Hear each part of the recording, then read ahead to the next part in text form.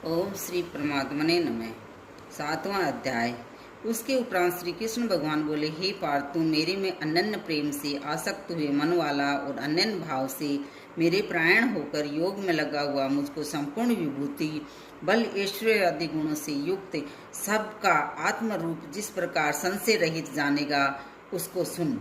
मैं तेरे लिए इस रहस्य सहित तत्व ज्ञान को संपूर्णता से कहूँगा कि जिसको जानकर संसार में फिर और कुछ भी जानने योग्य शेष नहीं रहता है। हजारों मनुष्यों में कोई भी मनुष्य मेरी प्राप्ति के लिए यत्न करता है, और उन यत्न करने वाले योगियों में भी कोई ही पुरुष मेरे परायण हुआ मेरे को तत्व से जानता है, अर्थात यथार्थ मर्म से जानता है।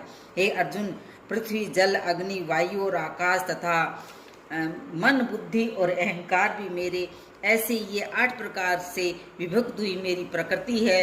ये 8 प्रकार के भेदों वाली तो अपरा है, अर्थात मेरी जड़ प्रकृति है। और हे महाभावो, इससे दूसरी को मेरी जीव रूप परा अर्थात चेतन प्रकृति जान कि जिससे ये संपूर्ण जगत धारण किया जाता है। हे अर्जुन, तू ऐसा समझ कि संपूर्ण भूत इन दोनों प्रकृतियों से ही उत्पत्ति वाले हैं, और मैं संपूर्ण जगत का उत्पत्ति तथा प्रलय रूप हूँ, अर्थात संपूर्ण जगत का मूल कारण हूँ। इसलिए हे धनंजय, मेरे से सिवाय किंचित मात्र भी दूसरी वस्तु नहीं है। ये संपूर्ण जगत सूत्र में सूत्र के मणियों के सदस्य मेरे में गुथा हुआ है। हे अर्जुन, जल में रस हूँ तथा चंद्रमा और सूर्य में प्रकाश हूँ, और संपूर्ण वेदों में ओंकार हूँ तथा आकाश में शब्द और पुरुष में पुरुषत्व हूँ।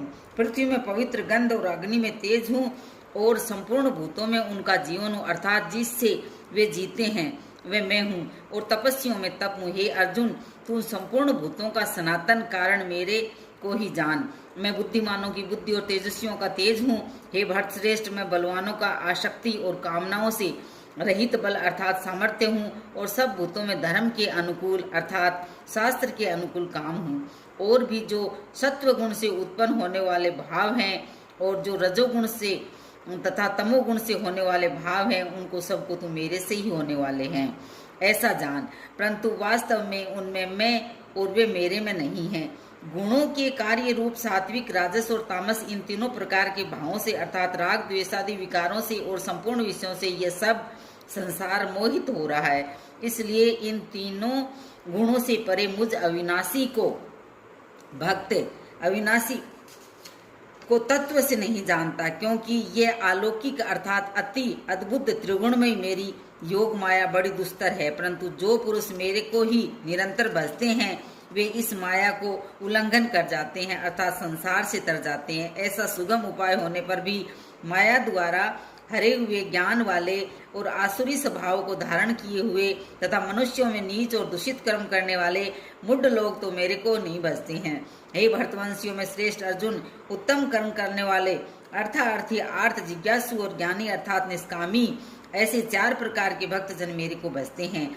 उनमें भी नित्य मेरे में एक ही भाव से स्थित हुआ अनन्य प्रेम भक्ति वाला ज्ञानी भक्त अति उत्तम है, क्योंकि मेरे को तत्व से जानने वाले ज्ञानी को मैं अत्यंत प्रिय हूँ, और वह ज्ञानी मेरे को अत्यंत प्रिय है।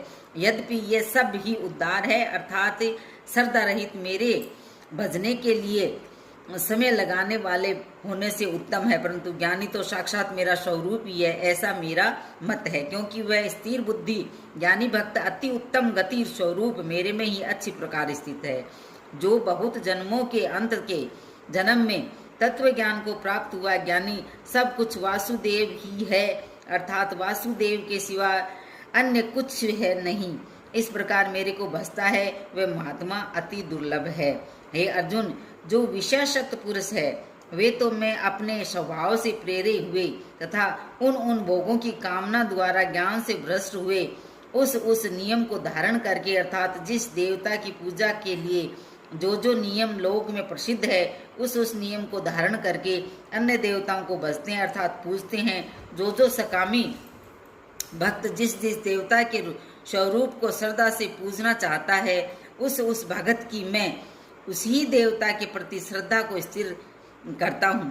वह पुरुष उन श्रद्धा से युक्त हुआ उस देवता के पूजन की चेष्टा करता है, और उस देवता से मेरे द्वारा विधान किए हुए उन इच्छित भोगों को निसंदेह प्राप्त होता है। परंतु उन अल्प बुद्धि वालों का वह फल नाशवान है तथा वे देवताओं को पूजने वाले देवताओं को प्राप्त होते हैं, और मेरे भक्त चाहे जैसे भी भजे शेष में वे मेरे को ही प्राप्त होते हैं।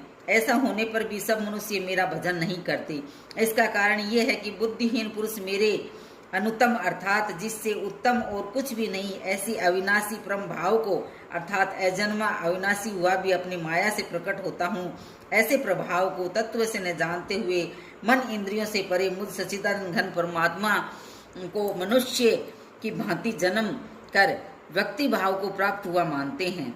अपनी योग माया से छिपा हुआ मैं सबके प्रत्यक्ष नहीं होता हूँ, इसलिए वह अज्ञानी मनुष्य मुझ जन्म रहित अविनाशी परमात्मा को तत्व से नहीं जानता है, अर्थात मेरे को जन्म मरने वाला समझता है।